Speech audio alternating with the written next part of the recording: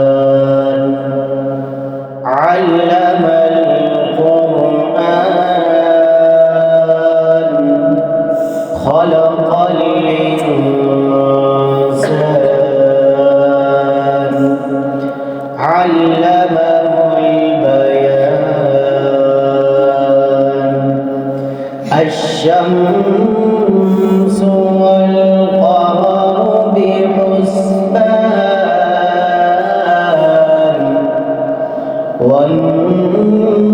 والنجم والشجر يسجدان والسماء رفعها ووضع الميزان ألا تطغوا في الميزان وأقيموا الوزن بالقسط ولا تخسروا الميزان والأرض وضعها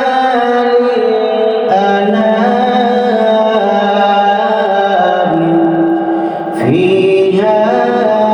فاكهة والنخل ذات الأكمام والحب ذو العصف والريحان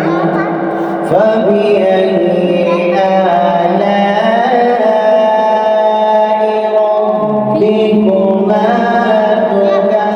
تكذبان خلق الإنسان من صلصال كالفخار وخلق الجان من مارج من نار فبأي آلاء ربكما تكذبان رب المشرقين ورب المغربين فبأي آلاء ربكما تكذبان مرج البحرين يلتقيان بينهما برزخ لا يبغيان فبأي آلاء ربكما